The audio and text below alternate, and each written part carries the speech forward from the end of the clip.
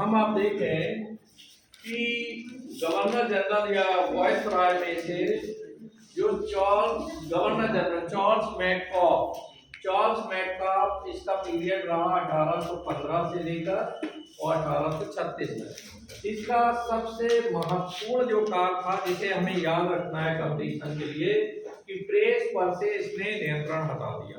ठीक है, याद रहेगा सभी को। दूसरा आप देखें लॉर्ड हार्डिंग 1844 से 1848 तक रहा। इसने रानी विक्टोरिया को इंडिया बुलाया, दिल्ली में एक बड़े दरबार का आयोजन किया और साथ ही साथ उन्हें कैसरे हिंद की उपाधि दी। इसके बाद हम देखते हैं कि लॉर्ड डलहौजी का पीरियड 1848 से लेकर और 1856 तक रहा और इसकी जो राज हड़प नीति है जिसके तहत इसने सतारा से शुरुआत की, फिर क्रमशः झांसी, कानपुर, तमाम राज्यों को ये हड़पता चला गया।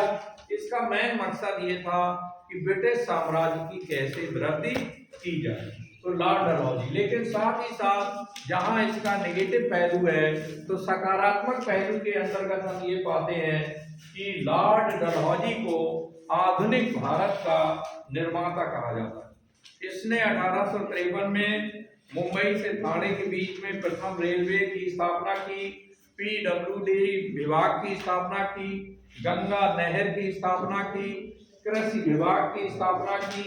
इस तरह से आप देखें, इसके अलावा खास करके डाक तार विभाग को पुनर्जीवित किया। तो बहुत सारे काम हैं जिनकी क्रेडिट जो है लॉर्ड डलहौजी को दी जाती है और इसके आधार पर कहा जाता है कि इसे ये एकमात्र ऐसा गवर्नर जनरल था जिसे आधुनिक भारत के निर्माता की संज्ञा दी जा सकती है। फिर आप देखें अंतिम गवर्नर जनरल लॉर्ड कैनिंग है ईस्ट इंडिया कंपनी का। इसका ड्यूरेशन 1856 से 1858 तक रहा और इसी 1858 के चूंकि 1857 में प्रथम स्वतंत्रता संग्राम हुआ तो उसके बाद आप देखें कि ईस्ट इंडिया कंपनी के शासन को ब्रिटिश शासन ने अपने हाथ में ले लिया। ईस्ट इंडिया कंपनी का शासन समाप्त हो गया। जो रानी एलिजाबेथ द्वितीय थी उनके कंट्रोल में शासन आया और ब्रिटिश पार्लियामेंट सीधे सीधे दखल देने लगी शासन में। तो इस तरह आप देखें इसका जो ड्यूरेशन और पदनाम है 1858 से 1862 तक प्रथम वायसराय के रूप में इसने जो है शासन किया। फिर इसके बाद हम देखते हैं कि लॉर्ड लिटन जहां एक और ओवन मेरिडिथ था, इसका ड्यूरेशन याद रखेंगे 1876 से 1880 तक। ओवन मेरिडिथ इसे इसलिए कहा जाता है, एक प्रसिद्ध साहित्यकार था, उपन्यासकार था। तो वहां ब्रिटेन में इसको बहुत ही विद्वान साहित्यकार माना जाता था, तो साहित्य जगत ने इसे ओवन मेरिडिथ की उपाधि दी।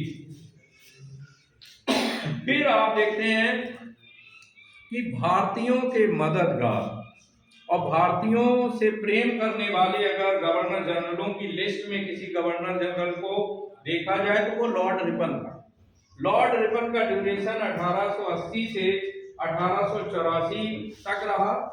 इसने जो है जहां वर्नाक्यूलर प्रेस एक्ट इसको समाप्त किया, आर्म्स एक्ट को भी लूज किया, साथ ही साथ इसने आईसीएस में जो नियुक्ति वो लॉर्ड लिटन ने जो एज 21 से 19 कर दी थी। लॉर्ड लिटन ने क्यों कर दी थी एज कम, जिससे भारतीय कम से कम जो है आईसीएस के रूप में चयनित। आपको पता है बहुत सारे हमारे जो आईसीएस हैं वो और ऐसे ऐसे घुड़सवारी कराई जाती थी, तैराकी कराई जाती थी। तो जिसे तैराकी नहीं आती थी तो उसे बाहर कर दिया जाता, किसी को घुड़सवारी नहीं आती थी, है ना। तो बहुत सारे जो हमारे कैंडिडेट हैं। और दूसरा यह है कि भारत में देर से लोग पढ़ने बैठते थे, तो यहाँ आप देखें 21 से जब 19 कर दी तो वो ग्रेजुएट हो नहीं पाते थे। तो ऐसी कंडीशन में भी भारतीयों का प्रतिशत जो है घटाना ये लॉर्ड लिटन का काम था, जिसने जो है एज में परिवर्तन किया। और टेस्ट कहाँ होता था आईसीएस का?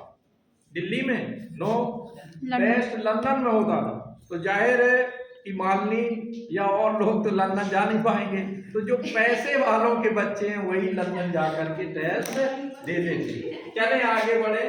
हाँ भाई, लॉर्ड रिपन लॉर्ड रिपन का पीरियड ये 1880 से 1884 तक रहा और इसने जो है बहुत सारे सुधारकारी काम किए।